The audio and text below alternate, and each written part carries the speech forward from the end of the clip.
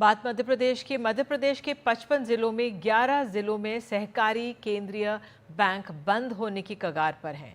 सैकड़ों करोड़ के घाटे में इन बैंकों की वित्तीय स्थिति को गंभीर संकट में डाल दिया है।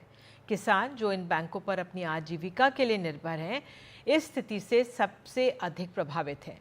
नाबार्ड ने आरबीआई को इन बैंकों के लाइसेंस रद्द करने की सिफारिश की है, जो इस संकट की गंभीरता को दर्शाता है।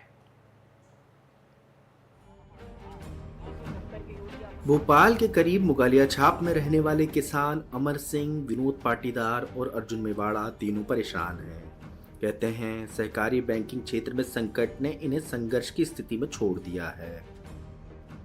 किसान आज रोड पे है और किसान से जो जुड़े हुए दलाल हैं वो फॉर्च्यूनर में घूम रहे हैं। किसान लाइलॉन के जूते पहन के और रोड पे घूम रहा है। ये हालत है मध्य प्रदेश के किसान की। किसान परेशान होता है, फिर जाता है बैंक।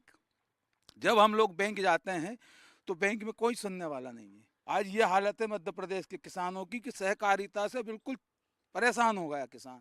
बैंक के में लोन तो बहुत बड़ी बात हो जाती है। सहकारिता में अगर हम वहाँ खाता खुलाने जाते हैं, इसी में पसीना आ जाता है। उसमें ये गलती है, इसमें वो गलती है। किसानों को लोन ना देकर वो व्यापारियों को, बड़े बिजनेसमैनों को लोन देते हैं और वो लोन खा जाते हैं। इसलिए सहकारिता घाटे में जा रही है। सहकारिता के 12 साल हो गए, 12 साल से कोई चुनाव नहीं हुए। जब उसके अंदर कोई प्रतिनिधि नहीं है, शासन के हिसाब से चल रही है, तो शासन ने ही उसको मिटाया सहकारिता को। अगर सहकारिता किसी भी तरह से अगर खत्म होती है तो निश्चित ही किसान की रीढ़ की हड्डी टूटेगी। सुनते ही नहीं कोई। मैनेजर साहब से मैंने ट्रैक्टर कब बोला एक बार, कहने जाओ यहाँ कोई काम नहीं होगा, मना करते हो तो डायरेक्ट के ना। हम तो टाइम पे पैसे जमा कर रहे हैं, खाते भी क्लियर, हमारे पैसे 3-3 महीने बाद लौटाते हैं सर। दरअसल सहकारी बैंकों से ही किसानों को 0% ब्याज दर पर अल्पकालीन कृषि ऋण मिलता है। सहकारी बैंकों के जरिए किसानों को किसान क्रेडिट कार्ड वितरित किए जाते हैं। अपेक्स बैंक अल्पकालीन कृषि ऋण वितरण की प्रतिपूर्ति जिला बैंकों को करता है। समय पर सहकारी समिति का ऋण चुकाने वाले किसानों को खाद बीज पर 10% तक का अनुदान मिलता है। लेकिन प्रदेश के 11 जिलों में ये सहकारी बैंक बंद होने की कगार पर है। वजह किसान नहीं, भ्रष्ट सिस्टम है। ये दो मामले बानगी हैं। शिवपुरी के जिला सहकारी बैंकों में 100 करोड़ का घोटाला हुआ। सालों से घोटाला चल रहा था। यह चपरासी कैशियर की भूमिका में होते हुए 100 करोड़ के घपले को अंजाम दे गया। मामले में गिरफ्तारी हुई, नियुक्ति में भी गड़बड़ियां पाई गईं। दूसरा मामला सीधी में जिला सहकारी केंद्रीय बैंक मर्यादित 546 करोड़ रुपए के घाटे में है। नाबार्ड ने वित्त विभाग को पत्र लिखा, कहा है बैंक की कार्यप्रणाली आपत्तिजनक है। आरबीआई के नियमों को कई स्तर पर उल्लंघन हुआ है। सहकारी बैंकों की कमर टूट गई है, लेकिन राज्य सहकारी बैंक प्रदेश में ऋण उत्सव मना रहा है। समूचे मुख्यालय से लेकर प्रदेश के बैंकों के बाहर अपनी चमकदार स्कीमों को दर्शाते हुए लगाए गए होर्डिंग, बैनर, पोस्टरों को देखकर आप बैंक की माली हालत का अंदाजा नहीं लगा सकते।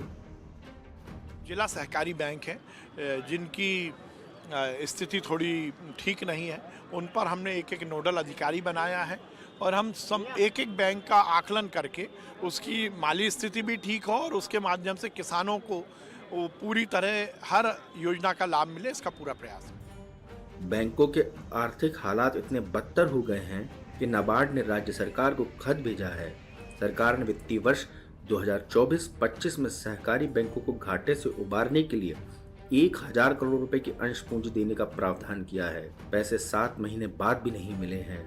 जो 11 बैंक बंद होने की कगार पर पहुंचे हैं, उनमें जिला सहकारी बैंक रीवा, सतना, सागर, छतरपुर, ग्वालियर, भिंड, मुरैना, गुना, दतिया, शिवपुरी और जबलपुर शामिल हैं। ये बैंक औसतन 100 करोड़ रुपए से ज्यादा के घाटे में चल रहे हैं।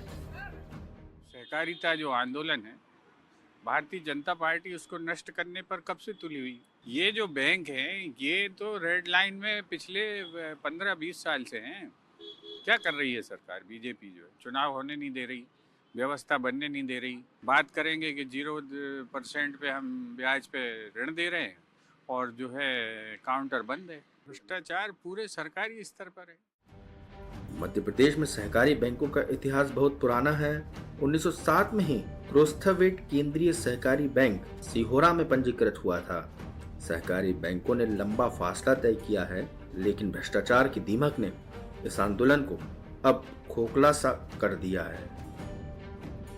मध्य प्रदेश के ये राज्य सहकारी बैंकों का इतिहास स्वर्णिम रहा था एक दौर में, लेकिन घपले घोटालेबाज अफसरों ने और विभागीय लापरवाही के चलते पूरी तरीके से ये तबाह होने की कगार पर हैं। कई बैंक डूब चुके हैं, कई डूबने के लिए कर्ज का सहारा ले रहे हैं। जो बैंक कर्ज दिया करते थे वो खुद कर्ज की आस लगाए बैठे हैं। इन सब के बीच में सबसे महत्वपूर्ण सवाल ये है कि सरकार ने वक्त रहते फैसले नहीं लिए। अब जब बैंक डूबने पर आ गए हैं तब सरकार बैंकों में नोडल ऑफिसर तैनात कर रही है। भोपाल से कैमरा पर्सन अभिषेक सिंह के साथ अजय शर्मा, एनडीटीवी।